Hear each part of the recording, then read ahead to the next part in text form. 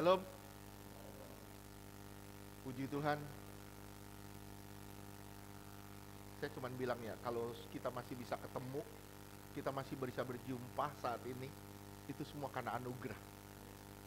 Banyak orang nggak punya kesempatan lagi untuk hidup, tapi kita masih diberi kesempatan. Ini luar biasa. Banyak orang di rumah sakit, tapi kita semua sehat di sini.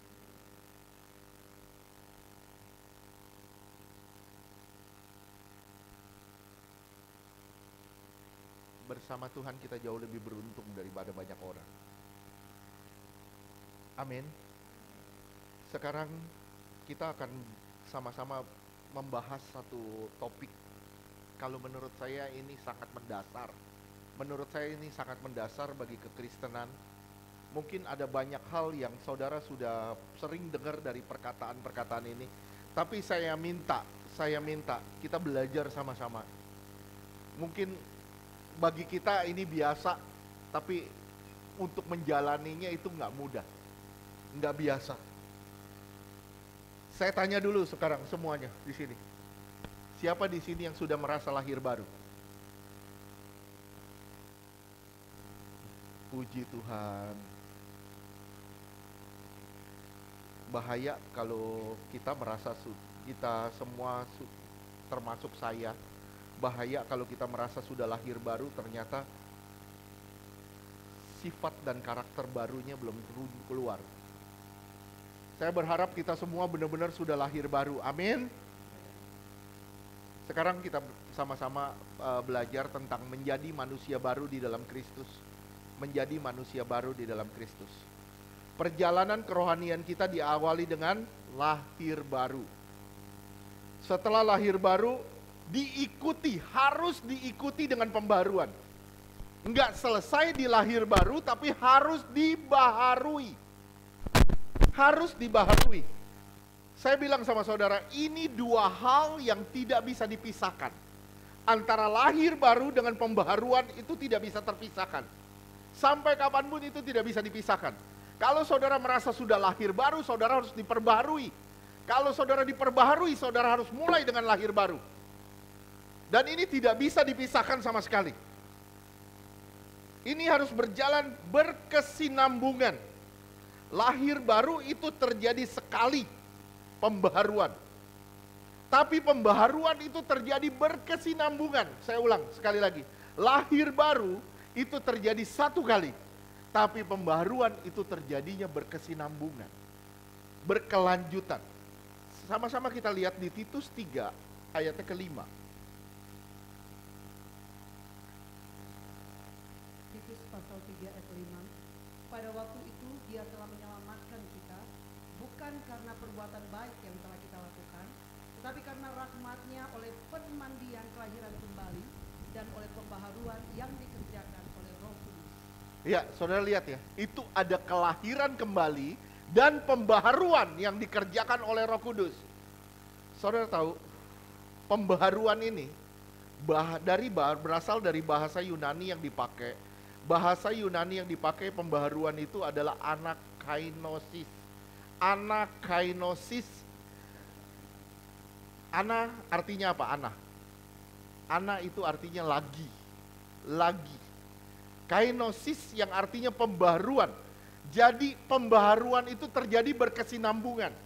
Terjadinya terus menerus. Terus menerus dan itu tidak pernah berhenti sampai saudara menghentikan nafas. Pembaharuan itu terjadinya terus-menerus sampai saudara menghentikan nafas. Sampai nafas saudara berhenti, sampai detak jantung saudara berhenti. Kalau kita merasa kita sudah sempurna, itu salah. Salah, itu salah fatal. Kenapa? Karena kita harus mengalami pembaharuan setiap hari. Nah, kalau saudara bilang orang lain harus berubah, tapi kita tidak berubah, itu pun salah. Kenapa? Karena kita kadang kala, kita dibaharui juga oleh orang-orang di sekitar kita. Itu yang namanya pembentukan, pembaharuan. Dan pembaharuan itu Tuhan lakukan terus-menerus melalui kuasa Roh Kudus. Melalui kuasa Roh Kudus. Kita tidak dapat diperbaharui tanpa lebih dulu akhiri hidup lama. Setuju tidak? Saudara nggak pernah bisa diperbarui kalau saudara nggak pernah mau akhiri hidup lama saudara. Nggak bakal bisa. Saya ulang sekali lagi biar ingat di otak saudara. Saudara tidak pernah bisa diperbarui kalau saudara tidak pernah mau mengakhiri hidup lama saudara. Jadi hidup lama harus mati dulu. Hidup lama harus mati dulu supaya saudara bisa mengalami pembaruan. Makanya saya bilang, antara lahir baru dan pembaruan, ini adalah dua proses yang berkesinambungan.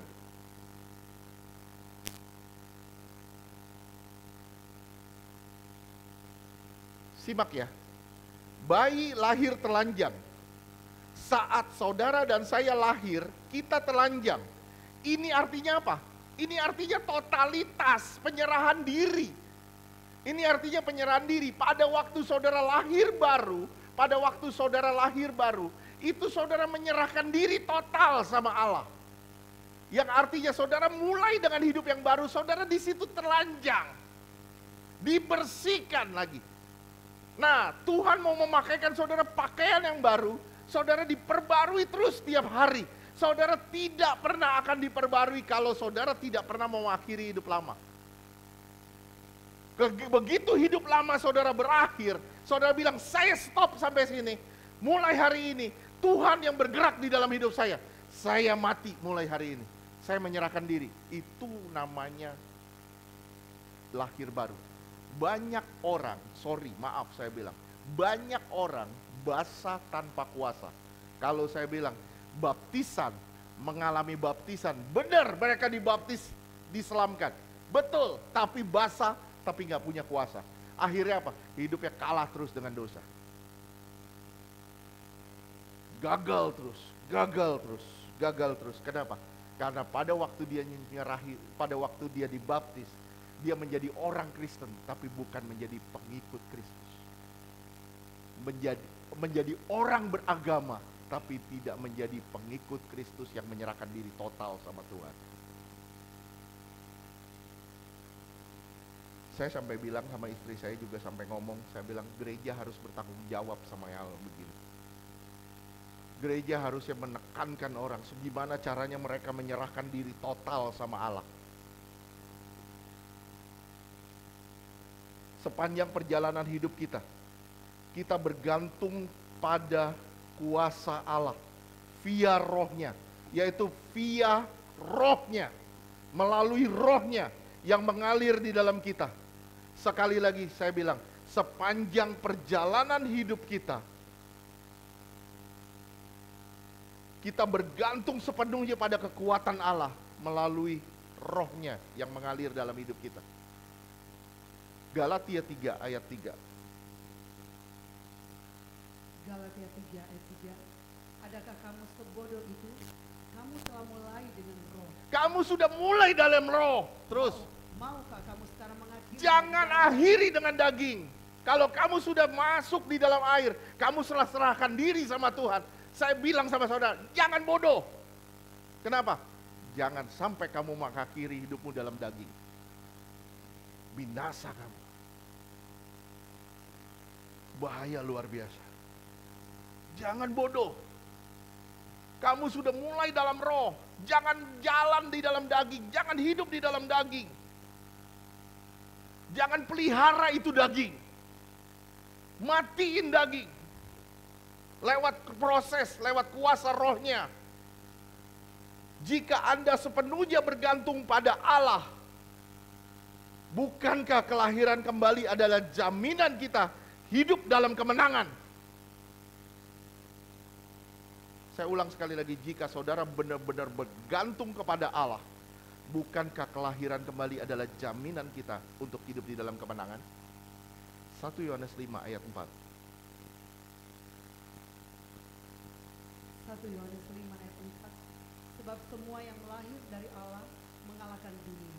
Dan inilah kemenangan yang mengalahkan dunia, iman kita. Baca sama-sama deh. 3, 2, 1. Semua yang lahir dari Allah. Kalau saudara mengaku lahir dari Allah, terus saudara pasti mengalahkan dunia, mengalahkan dosa, mengalahkan masalah, mengalahkan kuasa kegelapan. Terus, itu jaminannya. Iman saudara, iman saya. Gimana caranya kita berjalan dengan kuasa dan kita kalahkan semua dosa. Bagaimana dengan kelahiran kita? Bagaimana kelahiran baru kita? Ini yang harus saudara dan saya pertanyakan. Bagaimana dengan proses pembaharuan yang terjadi terus-menerus?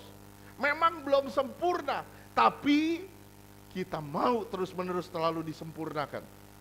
Dan proses penyempurnaan itu, maaf saya bilang sama saudara, maaf.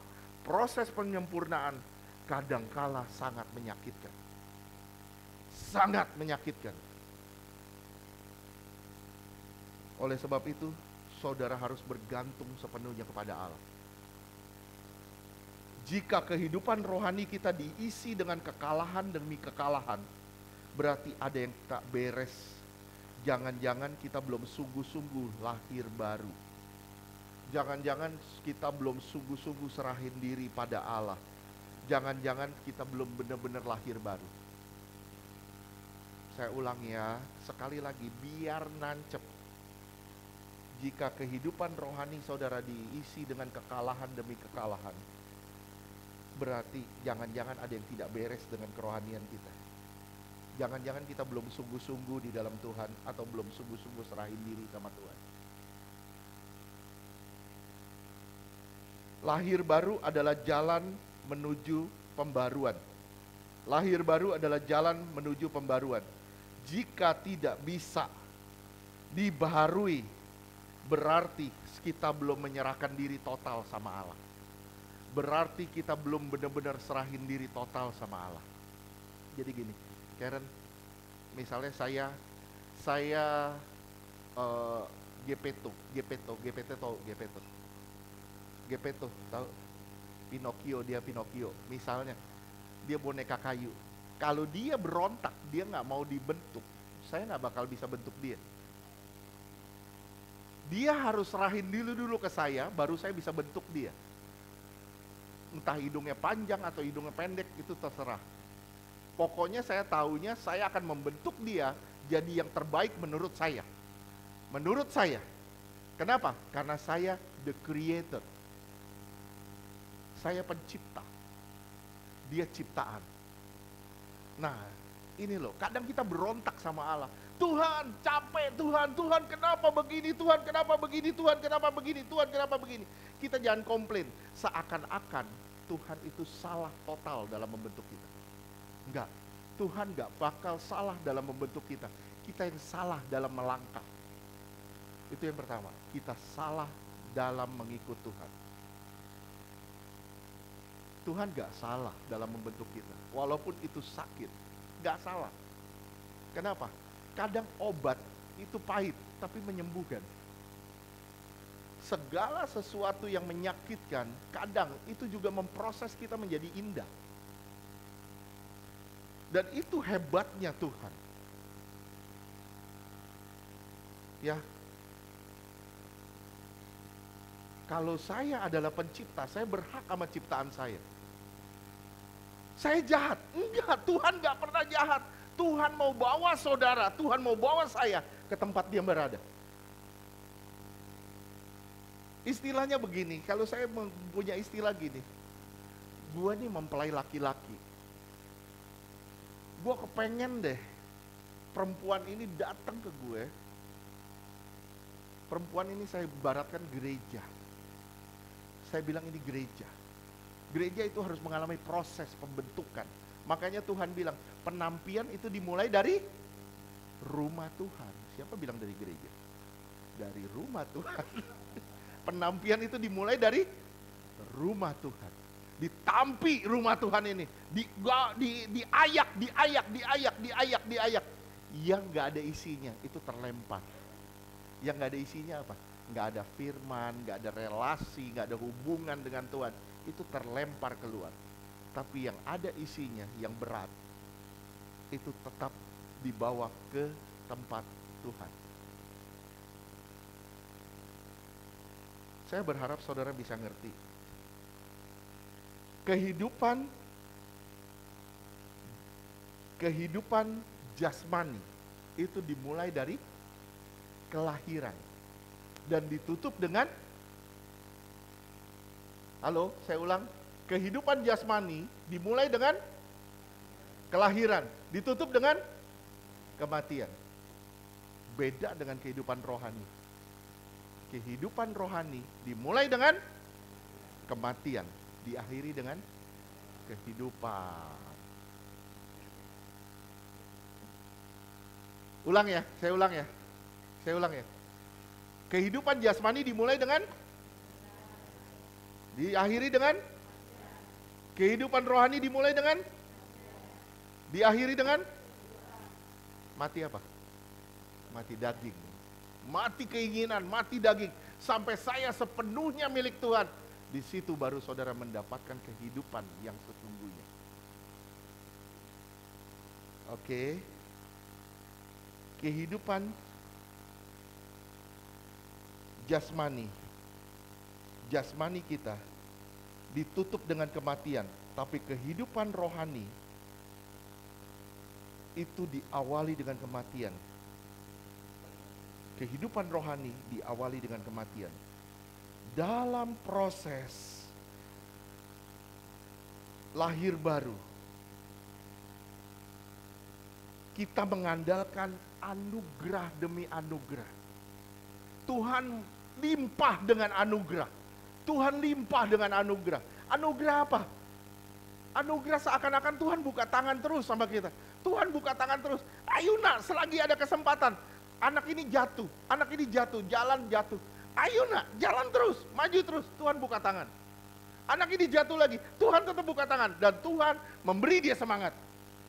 Dan kadang begitu anak ini udah gak bisa berdiri lagi, Tuhan udah gak mampu, Tuhan bilang, sini aku angkat. Dan dia bukan hanya menolong, tapi dia menggendong. Begitu dia menggendong, dia taruh saudara di dadanya. Dan sampai saudara bisa dengar detak jantungnya.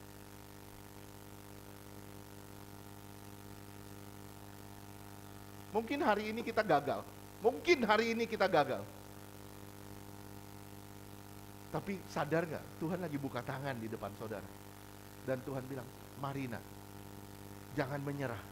Maju terus. Itulah anugerah. Saya bilang sama saudara, simak ya. Anugerah itu perekat. Dosa itu penyekat.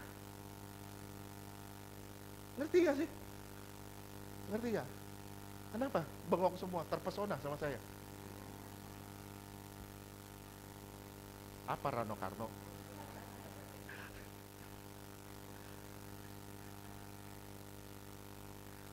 Anugerah itu perekat. Tuhan merekatkan kita dengan Dia. Tapi ketika kita dosa, itu penyekat antara kita dengan Tuhan. Dalam proses dibutuhkan pengenalan tentang Tuhan. Dalam proses yang paling dibutuhkan itu pengenalan tentang Tuhan. Simak ya, pengenalan itu tidak bakal bisa didapat di bangku kuliah. Pengenalan juga gak akan bisa saudara dapat di bangku sekolah. Tapi pengenalan hanya bisa didapat ketika saudara masuk kamar berdua sama Dia. Pengenalan gak bakal saudara bisa dapat di bangku sekolah. Gak akan bisa. Lu mau sekolah setinggi apa, cari sekolah teologi yang terbaik seperti apa, kamu tidak bisa mengenal Dia dengan benar. Saya baca jurnal, kalau nggak salah namanya Isaac Newton. Tahu Isaac Newton? Ya, jadi dia bilang gini, ini ada pohon, saya hanya bisa menyelidiki 5% dari pohon itu. Dia bilang gitu. Waktu saya ngeliat gitu, saya bilang kaget juga saya. Waktu dia bilang, saya hanya bisa menyelidiki 5% dari pohon ini. Berarti 95%-nya kemana? Kita nggak bisa tahu proses yang terjadi di dalamnya, pergerakan yang terjadi di dalam pohon itu. Kita nggak bisa tahu. Bisa bayangin, kita ini ciptaan. Kita nggak bisa menyelidiki ciptaan-ciptaan Tuhan. Hanya Tuhan yang bisa menyelidikinya sebagai Sang Pencipta. Kita nggak bakal bisa tahu apa yang ada di dalam diri kita. Tuhan yang tahu. Kita nggak bisa menyelidiki ada apa di tubuh saudara. Coba, kita sakit, kita ada penyakit. Kita ada penyakit. Kita bilang gini, gue sakit apa ya? Mesti dicek darah, USG segala macam. Dicek semuanya, baru ketahuan. Itu pun belum tentu benar. Itu pun belum tentu benar. Kenapa? Karena manusia hanya meraba, otak manusia cuma segini. Otak manusia cuma segini. Mau mengetahui semua yang diciptakan sebesar apa. Mana mungkin? Gimana caranya Pak supaya saya dapat hikmat dari Tuhan? Ya nggak ada cara lain, kamu harus bersentuhan dengan Tuhan. Nggak ada cara lain. Kamu harus bersentuhan dengan Tuhan, di situ hikmatnya mengalir ke dalam kamu. Makanya saya bilang dalam proses dibutuhkan pengenalan. Dalam proses pembaruan dibutuhkan pengenalan tentang Allah yang nggak bisa saudara dapat di bangku kuliah atau sekolah atau apapun. Saudara hanya bisa dapat di tempat di mana Anda duduk dan bersekutu berduaan sama Tuhan.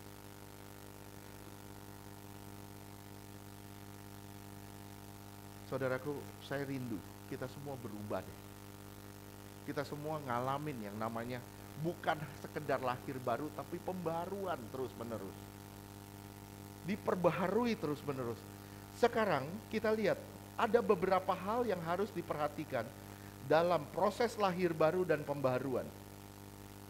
Dalam proses lahir baru dan pembaruan ada beberapa hal yang saudara harus perhatikan. Yang pertama, yang paling dasar, saudara harus menyadari kalau saudara sudah diberi kuasa. Saudara punya kuasa, saudara punya otoritas. Saudara sadar dulu yang pertama ini. Kalau saudara nggak sadar yang pertama, saudara nggak akan sadar yang lain. Yohanes 1 ayat 12 dan 13.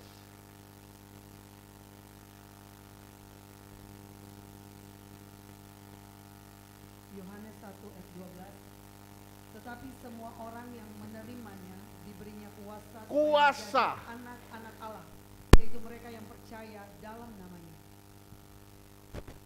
Next, 13. Yohanes 1 ayat 13. Orang-orang yang diperanakan bukan dari darah atau dari daging, bukan pula secara jasmani oleh keinginan seorang laki-laki, melainkan dari Allah.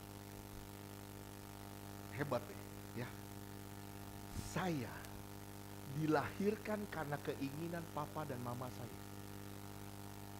Betul gak? Joshua dilahirkan karena keinginan papa dan mama. Betul gak? Tapi begitu dia lahir baru, kamu dilahirkan karena keinginan Allah. Wih, luar biasa loh. Bilang, saya dilahirkan karena keinginan Allah. Kita lahir baru, kita mengalami lahir baru karena Allah ingin. Yang pertama, saudara sadar kalau saudara sudah diberi kuasa. Kita kembali ke ayat 12. Tetapi semua orang yang menerimanya diberi kuasa supaya menjadi anak-anak Allah. Kuasa ada dua, exousia dan dunamis. Saya udah pernah share sama saudara, exousia dan dunamis. Exousia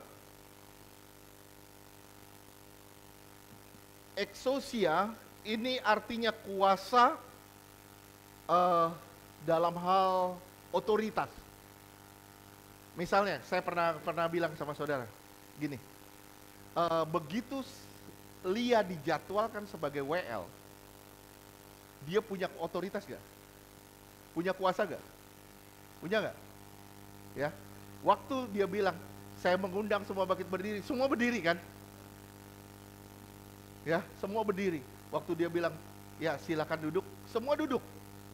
Dia ada kuasa. Saya pernah ngomong waktu itu. Ingat, wewenang, otoritas, wewenang. Saya pernah ngomong waktu itu, tukang parkir punya kuasa gak? Buktinya apa? Mundur, terus. Saudara terus gak? Terus gak? Tukang cukur diberi kuasa gak? Diberi kuasa gak? Pada waktu Jokowi duduk, Jokowi tingkatnya lebih tinggi, presiden. Begitu dia duduk, dia beri kuasa, pegang kepala gue. Dipegang kepalanya. Kadang perlu dijorokin dikit, Pak, dorong dikit, Pak. Ya. Diberi kuasa, dia punya kuasa. Nah ini, eksosia. Sadar gak saudara sudah diberi kuasa, eksosia, wewenang. Untuk apa? Mengalahkan dunia. Saudara harus sadar dulu, saudara sudah diberi kuasa, wewenang untuk mengalahkan dunia.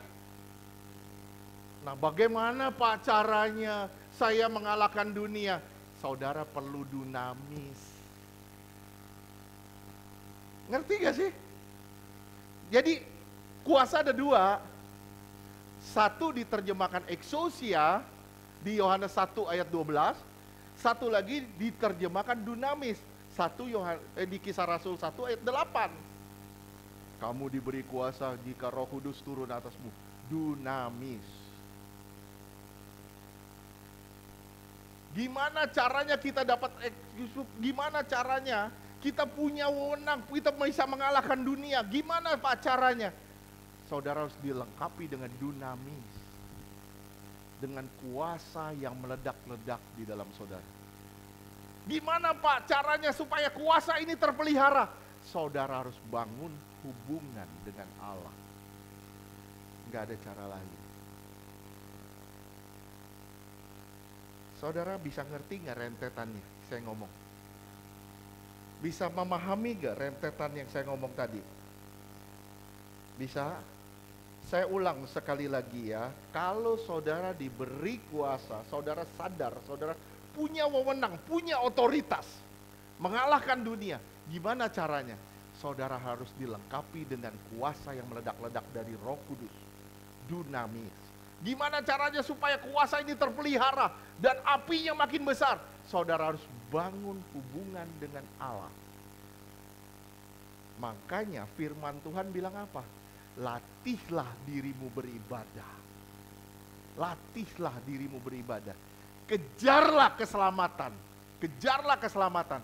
Pakai kata bukan walk for, tapi walk out.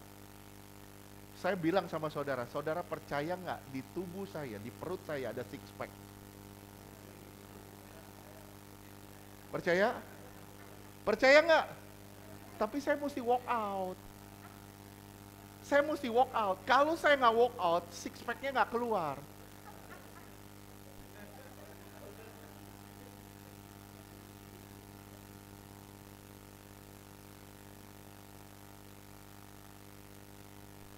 Bisa ngerti? Bisa ya? Jadi six pack saya baru bisa keluar ketika saya berlatih. Berlatih.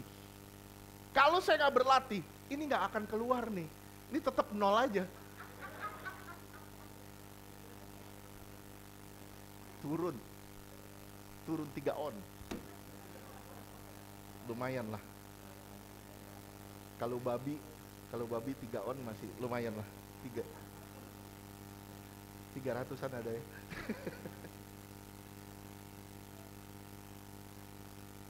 Ya jadi ya.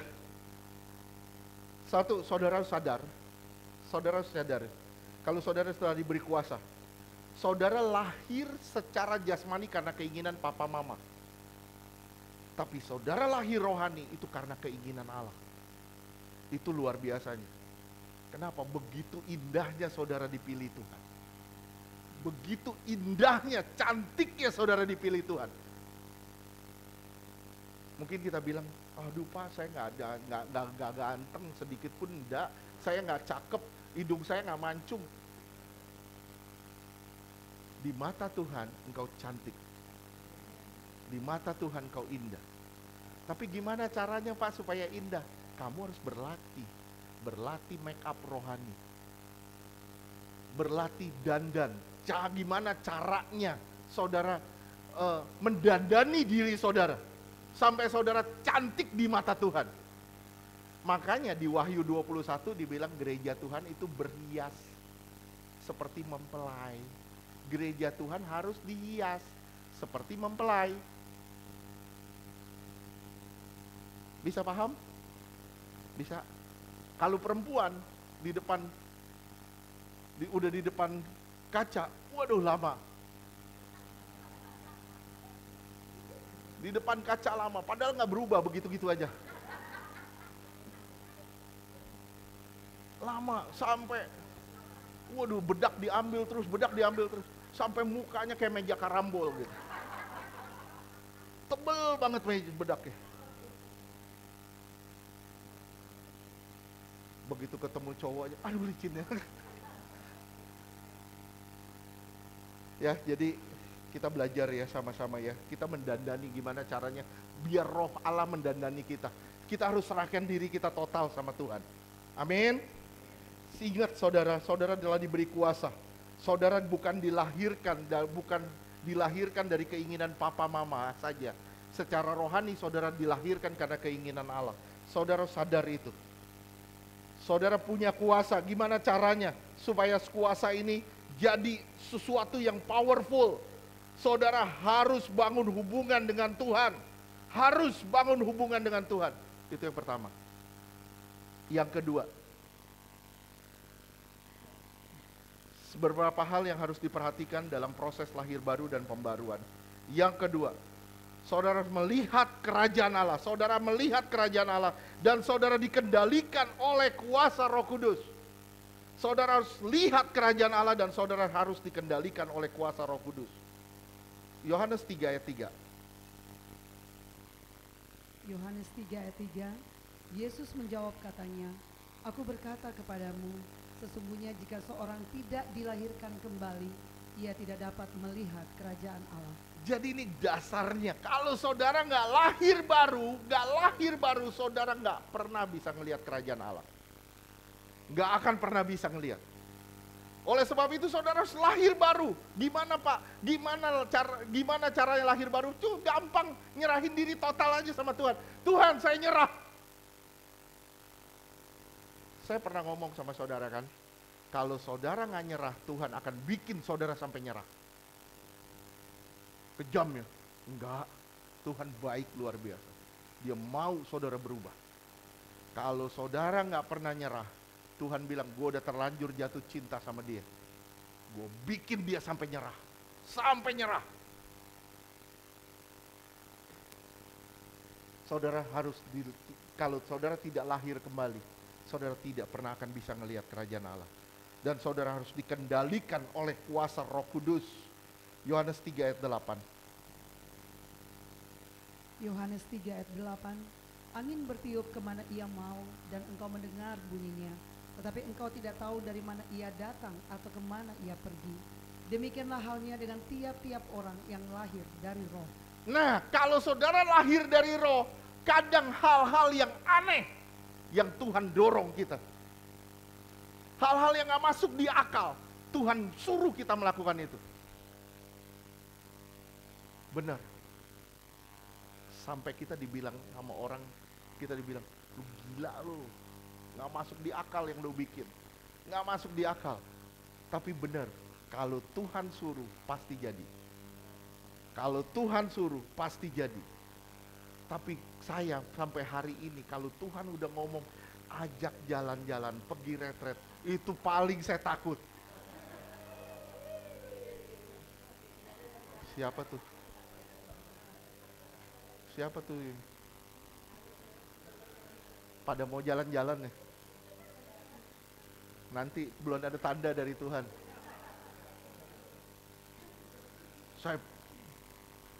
Saya takut loh kalau Tuhan udah ngomong retret. Aduh takutnya minta ampun. Dek langsung begitu. Tapi benar, kita ngelewatin beberapa kali retret. Benar-benar gak masuk di akal. Bahkan sampai gedung pun lunas, sampai iuran sinode lunas, 100 sekian puluh juta, 130 jutaan lunas, itu nggak masuk di akal sampai hari ini. Sampai hari ini nggak masuk di akal. Gimana cara Tuhan bekerja, gimana cara Tuhan melunasi semuanya, itu nggak masuk di akal. Nggak masuk di akal, bener-bener nggak masuk di akal.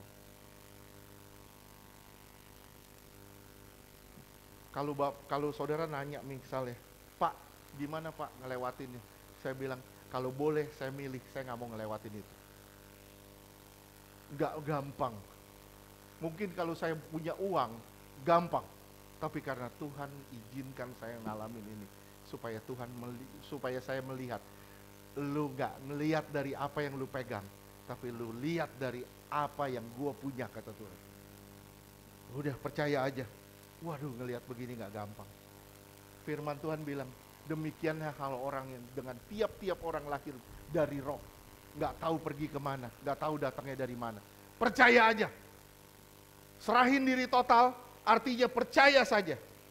Saudara tahu kerajaan Allah artinya apa? Saudara tahu kerajaan Allah artinya apa?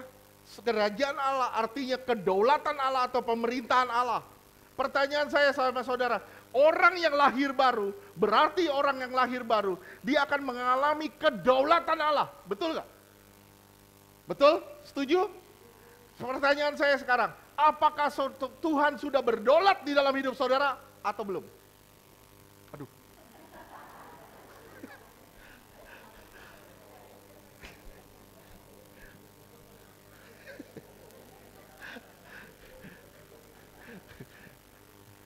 Siapa yang belakang ya? Belakang. Ari ya?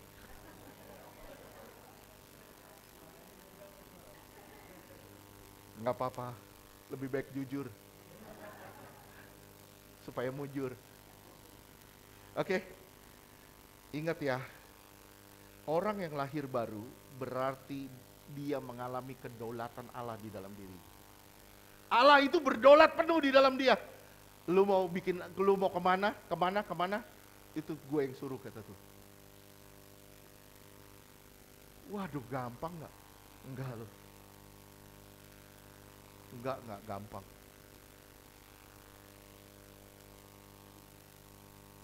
Saya pernah ngomong sama beberapa teman, mungkin tahu ya. Mungkin tahu. Kadang kita punya duit seberapa, punya duit cuman pas. Tapi begitu orang lagi butuh, Tuhan bilang, kasih semuanya. Saya bilang, Tuhan pulang gak ada ongkos. Tuhan bilang, kasih semuanya. Begitu kita kasih, ternyata Tuhan bisa mengembalikan berlipat kali ganda dari itu. Di situ butuh apa ya? Saya bilang bukan cuma butuh iman, tapi butuh keberanian. Iman itu keberanian, betul gak? Iman itu bukannya percaya saja, tapi berani bertindak. Saya pernah ngomong kan sama saudara kan, ingat gak? Saya kasih gambaran begini. Misalnya Pak Yogo di lantai 3 kebakaran, Lia di bawah, ayo loncat, gue tangkap.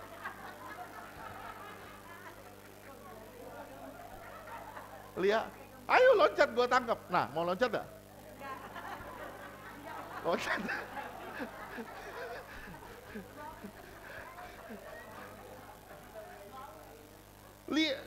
Pak Yogo karena dia percaya sama Lia, gue tangkap, dia loncat bener. Itu iman namanya. Itu iman namanya. Terlepas dari dia gepeng atau enggak tadi, itu urusan. Yang penting iman dulu, jalanin dulu, loncat dulu. Itu baru hebat.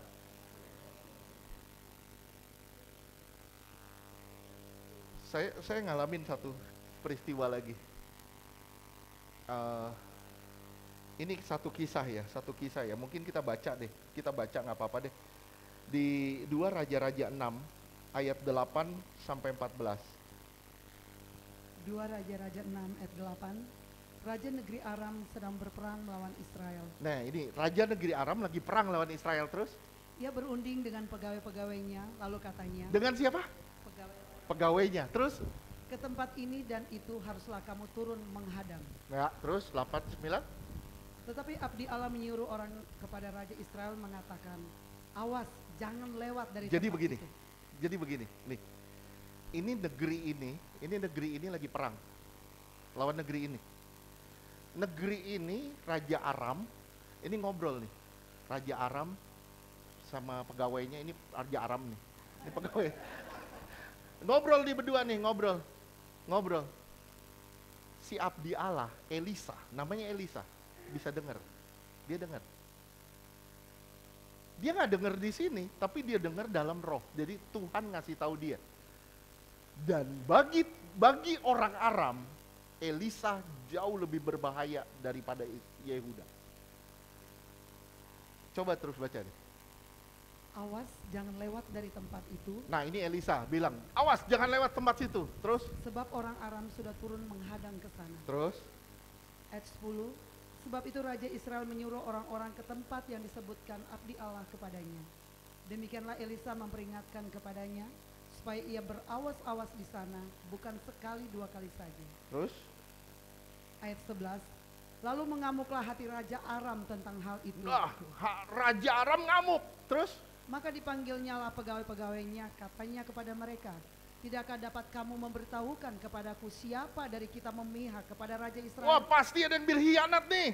Ngasih tahu nih ke orang-orang Israel nih.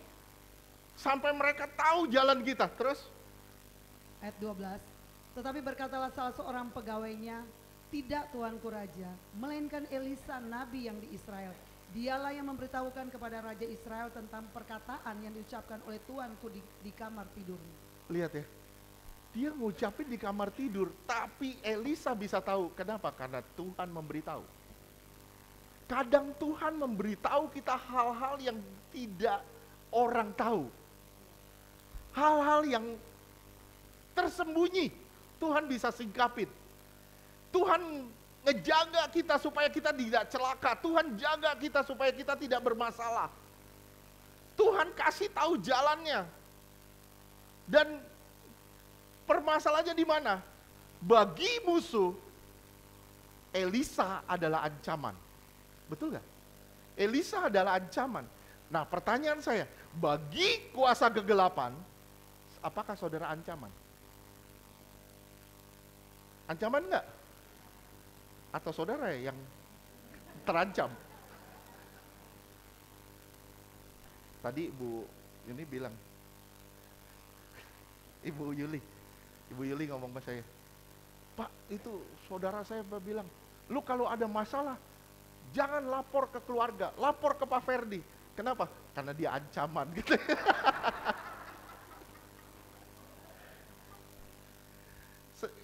Ini benar ya, ini benar, kejadian benar.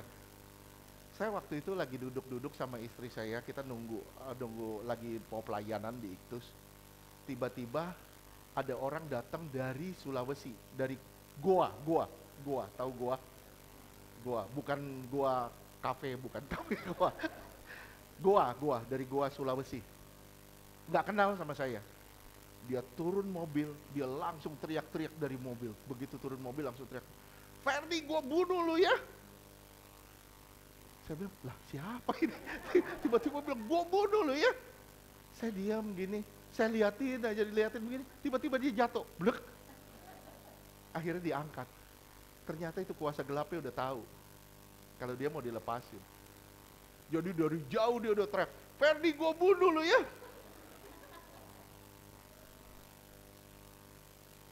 Bagi kuasa gelap, harusnya kita jadi ancaman.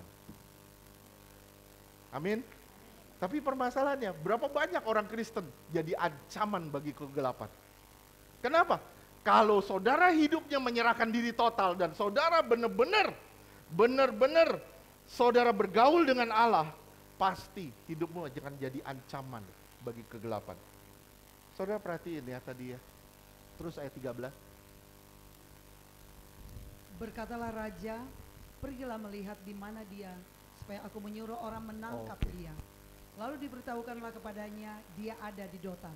Dia ada di Dotan, 14. Maka dikirimnyalah ke sana kuda serta kereta dan tentara yang besar. Sampailah mereka pada waktu malam, lalu mengepung kota itu. Nah, dikepung cuman buat nangkep satu orang namanya Elisa. Apa yang terjadi? Ayat 15. Ketika pelayan abdi Allah bangun pagi-pagi dan pergi keluar, maka tampaklah suatu tentara dengan kuda dan kereta ada di sekeliling kota itu.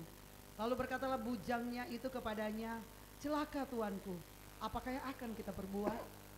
Terus 16.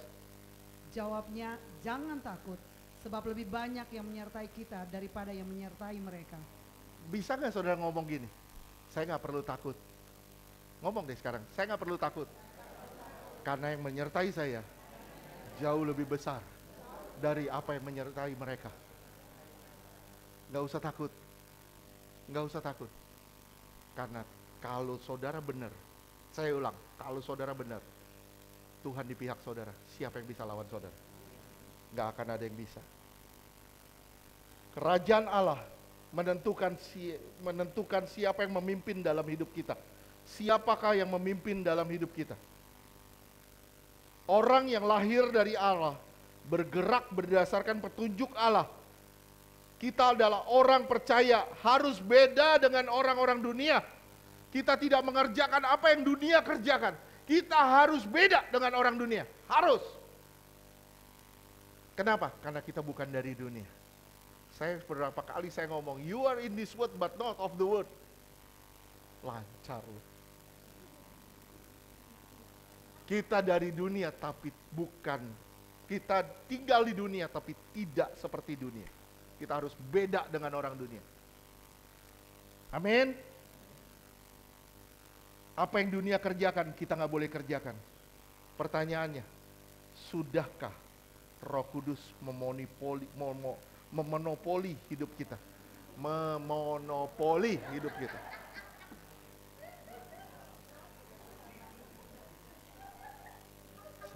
Yang duduk depan ahli Taurat. Cari kesalahan doang. Oke. Pertanyaannya, sudahkah Roh Kudus memonopoli hidup kita?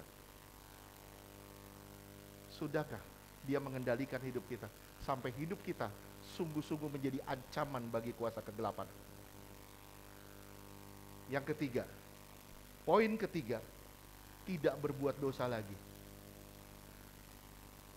Tidak berbuat dosa lagi. Jadi gini, bayi lahir, ini nggak bisa buat dosa, betul nggak? Begitu bayi lahir, bayi nggak bisa buat dosa, tapi ada potensi untuk berbuat dosa, betul nggak?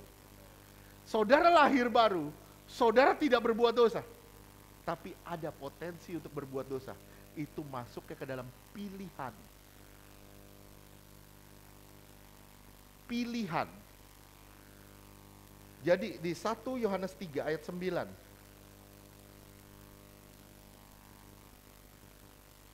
1 Yohanes 3 ayat 9. Setiap orang yang lahir dari Allah, tidak terus berbuat dosa lagi. Tidak berbuat dosa lagi. Terus 1 Yohanes 2 ayat 29. 1 Yohanes 2 ayat 29.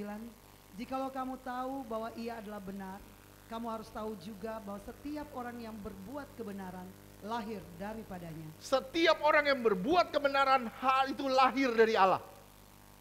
Oke? Jadi bukan berarti absolut kudus. Bukan berarti itu. Tapi dia hilang hasrat sama dosa.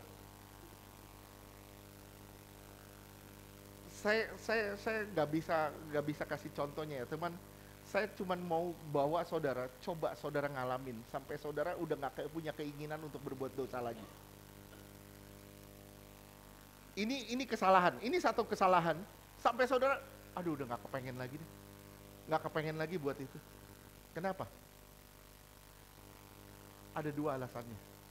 Karena kita mencintai Tuhan, atau karena kita sudah kena sakit penyakit, atau kita sudah kena masalah. Paham nggak?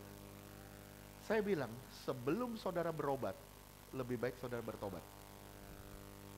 Lebih baik saudara bertobat sebelum saudara berobat. Jika saudara tidak mau bertobat, saudara pasti akan berobat. Sampai sini ngerti? Bukan berarti absolut kudus, tapi hilang hasrat akan dosa. Saya ngajak saudara, kalau saudara bersentuhan dengan Tuhan, bersentuhan dengan Tuhan, bersentuhan dengan Tuhan, sampai kita jijik sendiri sama dosa itu. Sampai kita bilang, aduh udah males gue udah bikin gini, aduh udah deh. Saudara disakitin model apapun, sampai saudara bilang, aduh gue lega lah. Gue lega ngampunin dia. Lega banget gue bisa berdamai dengan dia, walaupun dia menyakitin gue. Kalau kita sampai ke tahap itu, baru kita diacungin jempol sama Tuhan. Ini baru anakku, katanya. Kamu serupa dengan aku. Lihat ya, bayi lahir tidak bisa berbuat dosa, tapi seiring pertumbuhannya besar, dia mulai punya potensi untuk berbuat dosa. Selama saudara masih dalam tubuh daging, kita terus akan digoda. Saya ulang ya sekali lagi ya. Selama saudara masih dalam tubuh daging, kita nggak akan lepas dari godaan. Nggak akan pernah lepas dari godaan. Saudara harus lepas dulu dari tubuh daging, mati daging, baru saudara bisa menang di situ. Oke, saya cepet deh, udah jam segini. Simak ya. Benih Adam punya potensi berbuat dosa. Betul gak? Benih Allah ada potensi dosa gak? Harusnya enggak boleh ada. 1 Yohanes 3 ayat 9 lagi, kembali. 1 Yohanes 3 ayat 9. Setiap orang yang lahir dari Allah tidak berbuat dosa lagi.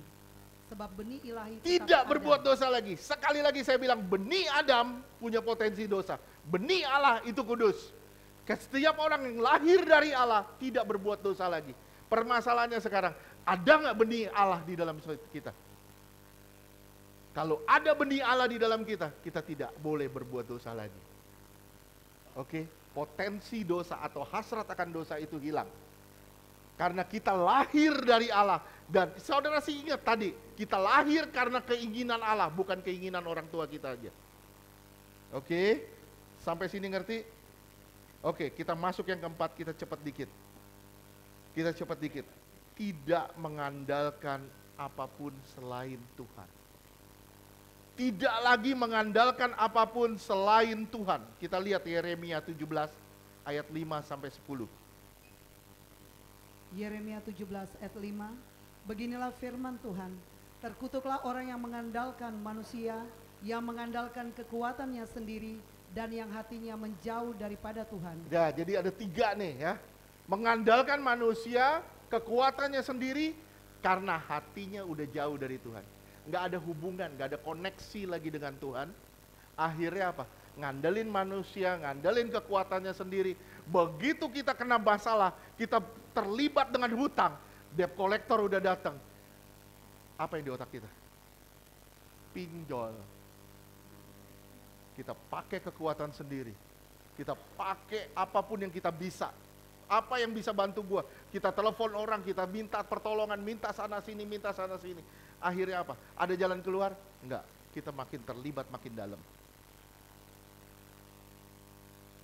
Begitu saudara bermasalah, masuk kamar, datang ke Tuhan. Nggak boleh jauh dari Tuhan. Nggak boleh jauh dari Tuhan. Terus lanjutkan. Yeremia 17 ayat 6. Ia akan seperti semak bulus di padang belantara. Ia tidak akan mengalami datangnya keadaan baik. Ia akan tinggal di tanah angus, di padang gurun, di negeri padang asin yang tidak berpenduduk. Oke. Terus 7. Ini merana. Udah saya simpulin, ini merana aja deh. Biar cepat merana. Yeremia 17 ayat 7. Diberkatilah orang yang mengandalkan Tuhan, yang menaruh harapannya pada Tuhan. Oke. Terus?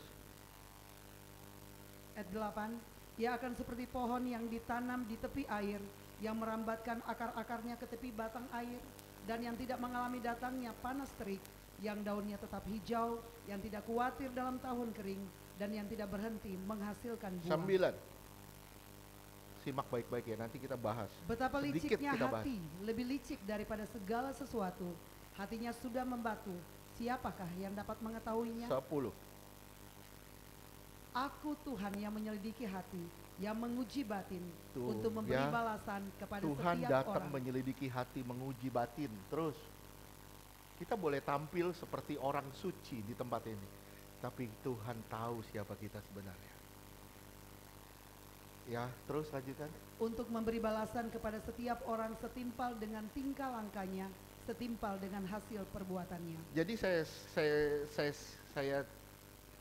simpulkan begini, ya. Israel ini lagi terkepung. Jadi ada 3 raja di zaman Yeremia, yaitu Yosia, Yoyakim, dan Sedekia. Tiga raja. Ini 2 brengsek nih. Yoyakim sama Sedekia nih brengsek. Yosia baik nih. Dia melakukan reformasi. Reformasi ibadah, reformasi pembaruan di berbagai bidang. Dia perbarui. Tapi begitu Yosia wafat, hancur semua Israel.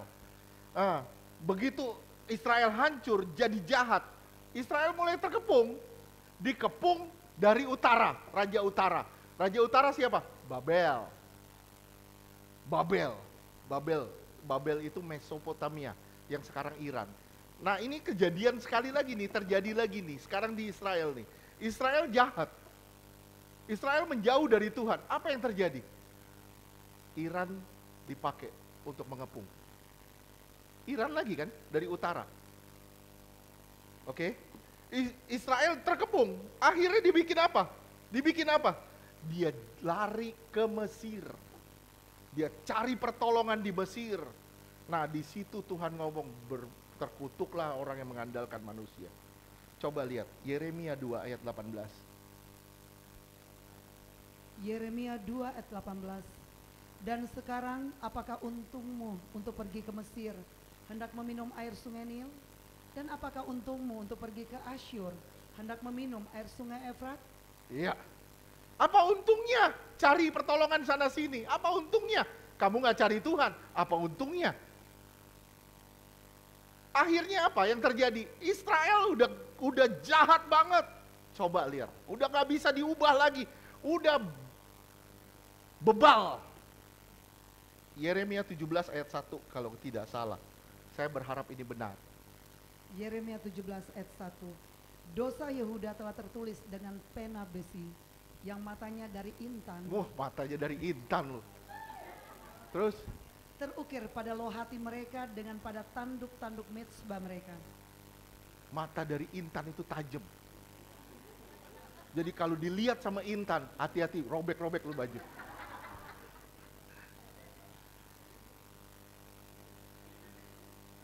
Mata intan itu tajam. Jadi di situ dibilang telah tertulis dengan pena besi yang matanya dari intan. Artinya udah berbekas. Udah nggak bisa dirubah lagi. Jangan sampai deh, tolong ya. Kalau saudara nggak mau bertobat, tolong jangan sampai Tuhan udah gimana ya? Aduh, Tuhan bilang, udah dah, gue lepasin deh. Kan saya pernah ngomong sama saudara. Saya pernah doain 2 orang. Dan meninggal dalam waktu yang sama. Dan jam yang sama. 12:30 siang. Saya ingat waktu itu 12:30 siang. Yang satu Tuhan bilang gini, hari ini aku bersama dia di Firda. Aku menjemput dia. Tuhan bilang, hari ini, saat ini aku akan menjemput dia. Oke, saya bersyukur. Saya bilang terima kasih Tuhan. Ternyata benar 12:30 dia meninggal. Terus yang kedua, saya doain yang kedua. Tuhan bilang gini, aku telah melepaskan apa yang tadinya milikku. Waduh, serem loh. Yang tadinya milik Tuhan udah dilepas. Seram. Ternyata, tahu enggak apa yang terjadi? Saya dengar cerita waktu dia kena cancer. Orang ini ditanya, permintaan terakhir apa? Kasih gue rokok. Dia ngerokok dulu, mati.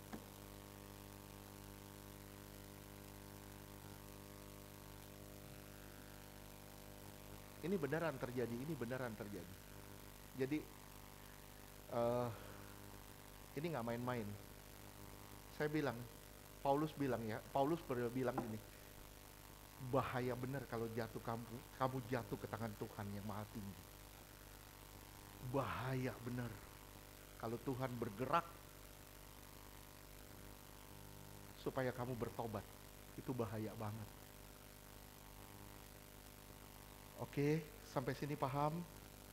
Sekarang lihat ya, diberkati. Kita lihat lagi 17 ayat 6 tadi. Yeremia 17 ayat 6. Ayat 5. Terkutuk. Lihat ada kata terkutuk. Ya. Bukan dikutuk. Katanya terkutuk bukan dikutuk. Bedanya di mana? Ada yang tahu nggak? Bukan di, tapi ter. Ter artinya masuk di dalam kutuk itu. Dia sudah otomatis sudah di dalam kutuk itu. Dunia sudah berada di bawah kutuk, betul nggak? Begitu dia mengandalkan manusia, dia masuk ke dalam itu secara otomatis. Bukan dikutuk, kalau dikutuk itu jadi, itu dikutuk. Tapi ini terkutuk artinya sudah masuk ke dalam situ, sudah menyatu di dalam kutuk itu. Jadi saya bilang sama saudara, kalau saudara benar-benar mau terima Yesus, bertobatlah benar. Jangan sampai Tapi ke saudara lihat, waktu dikata diberkati, itu sebab akibat artinya. Coba lihat ayat berapa tadi, 7 kalau nggak salah. Diberkati, bukan terberkati. Diberkati, artinya apa? Ini sebab akibat. Jadi apa yang kita perbuat, apa yang kita lakukan, kita mendapat sebabnya. Kalau terkutuk, itu kita langsung masuk ke dalamnya. Nggak perlu Tuhan kutuk lagi. Tapi sudah otomatis di situ. Tapi kalau diberkati, saudara, itu sebab akibat dari apa yang saudara bikin. Saya berharap saudara bisa ngerti. Gimana Pak caranya? Gimana Pak caranya supaya saya bisa mengandalkan Tuhan? Gimana caranya? Saudara, 3 hal saudara harus tahu dulu. Yesus itu ada. 1, saudara harus yakin Yesus itu ada. 2, Yesus itu mampu. 3, Yesus itu mau. Kalau saudara tahu 3 hal ini, Yesus itu ada, Yesus itu mampu, Yesus itu mau, saudara pasti andelin dia. Pasti saudara andelin dia. Diberkati, saudara lihat ya. Diberkati, gimana caranya diberkati? Saudara menjangkau air, di tepi air. Artinya apa? Menjangkau kehidupan, ada relasi dengan Allah. Ada relasi dengan Allah, hubungan dengan Allah. Saudara menjangkau air itu. Terus dibilang apa? Daunnya hijau, daunnya hijau. Saya cepat dikit ya, nggak apa-apa ya. Daunnya hijau, artinya apa? Daunnya hijau. Hijau itu tandanya segar. Daunnya segar. Jadi kalau saudara mengandalkan Tuhan, saudara akan happy terus. Sukacita terus, segar terus. Ada orang mukanya begini, beraut terus. Saya pernah ngomong sama saudara, kalau salaman begini, salam. Jangan begini, salam. Jadi ciptain muka yang damai. Ciptain muka yang damai, jangan ciptain muka yang seram. Kalau ngadep debt kolektor muka saya harus seram. Itu urusan lu dah. Yang penting kita harus muka kita damai terus. Kalau kita muka kita damai terus, orang akan bilang, ih enak loh kalau ada dia, bisa rame, ngumpul semua. Begitu kita datang, ngumpul semua. Jangan sampai begitu kita datang, kabur semua. Daunnya harus hijau, segar, tidak khawatir. Lihat, ada kata tidak khawatir gak? Lanjut ayat 8. Tidak khawatir dalam tahun kering. Tidak khawatir dalam tahun kering. Permasalahan saya sekarang, pertanyaan saya sekarang, saudara masih suka khawatir gak? Masih gak? Jangan-jangan kita belum ngandelin Tuhan. Karena apa? Karena kita masih sering khawatir. Oke? Tidak khawatir. Terus di situ dibilang apa? Ayat 7 kalau nggak salah, tidak khawatir dengan kering, panas. Nah, dan tidak mengalami datangnya panas terik. Panas pasti ada gak? Panas pasti ada, tapi dia tidak berdampak terhadap panas itu. Ya misalnya gini deh, Jakarta banjir, Bekasi banjir, saya tinggal di Bekasi. Bekasi banjir. Karena saya pendeta, apakah saya tidak kena banjir? Saya kena banjir gak? Kena. Tapi bedanya di mana saya sama orang sebelah kiri kanan saya yang kena banjir juga? Bedanya saya tetap happy. Saya anggap ini sebagai wahana air. Saya berenang sedemikian rupa. Saya happy walaupun banjir. Tapi ada orang yang begitu kena banjir, ngomel. Itu bedanya kita sama orang dunia. Amin. Kita nggak khawatir. Kita nggak kena panas. Panas, masalah dunia boleh terjadi, tapi kita tidak berdampak sama kita. Kita tetap happy. Kita tetap sukacita. Kita tetap menghasilkan buah. Tetap berbuah pada musimnya. Oke, sampai sini ngerti? Jadi kita mengandalkan Tuhan. Yang terakhir, benar-benar yang terakhir. Haleluya, puji Tuhan. Kasih. Harus ada kasih di dalam kita. Kalau saudara dan saya benar-benar sudah lahir baru dan kita diperbarui terus, kita harus punya kasih di dalam kita. Kasih satu dengan yang lain. Orang nyakitin saya misalnya, saya ngelihatnya bukan karena dia melukai saya, tapi karena dia butuh pertolongan dari saya. Ngerti tidak? Ya, jadi kalau Vera disakitin orang, diomongin orang, lu jangan bales. Itu waktunya kamu doain orang itu. Jadi kalau kamu digodain sama dia, kamu doain dia. Biar dia bertobat. Oke? 1 Yohanes 4 ayat 7. 1 Yohanes 4 ayat 7. Saudara-saudaraku yang kekasih, marilah kita saling mengasihi. Marilah kita saling mengasihi. Terus? Sebab kasih itu berasal dari Allah. Kasih itu dari Allah, bukan dari dunia. Terus? Dan setiap orang yang mengasihi lahir dari Kalau Allah. saudara saling mengasihi, saudara lahir dari Allah. Terus? Dan mengenal Allah. Saudara baru bisa mengenal Allah. Kalau kita nggak lahir dari Allah, kita nggak bakal kenal Allah. Oke? Saya udah pernah ngobrol sama saudara, kasih itu ada, kasih itu sabar, ayat genap itu perasaan, ayat ganjil itu tindakan. Jadi kasih itu terdiri atas dua hal, perasaan dan juga tindakan. Kalau saya bilang, saya mengasihi Bu Esther, saya mengasihi Bu Esther, tapi saya tidak bertindak apa-apa buat Bu Esther, buat nolong Bu Esther. Saya bilang, tong kosong nyaring bunyinya. Paham? Jadi kasih itu action. Sampai kita pernah bikin kaos kan, love is an action, not acting. Berapa banyak orang sekarang actingnya luar biasa. Begitu, bagi-bagi sembako di jalan, foto, itu acting. Kita nggak boleh acting. Begitu kita beri, tangan kanan nggak boleh tahu. Tapi berapa banyak orang begitu memberi, tangan kanan ada matanya. Mana di duit larinya? Diperhatiin kemana-mana. Itu bukan kasih. Kasih itu rilis. Kasih itu rilis. Lepasin, serahin sama Tuhan. Itu namanya love. Ya, kalau saudara mengasihi, saudara mulai berdoa bagi orang-orang yang melukai hati saudara. Karena itulah tandanya saudara lahir dari Allah. Jangan ngelawan, jangan bertindak, karena tindakan akan merugikan dirimu sendiri. Tapi lakukan kasih itu. Saudara akan lihat cara Tuhan yang bertindak ganti saudara. Amin. Tuhan berkati.